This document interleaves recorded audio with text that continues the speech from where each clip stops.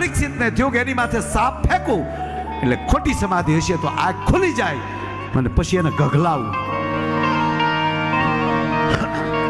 અને આપ જાણીએ છીએ આ ભાગવતના, અને આમાંથી મને જે મળ્યું છે એ વાત આપને કરવા માંગુ છું. કથા તો આપ બધાએ સાંભળી જ હોય.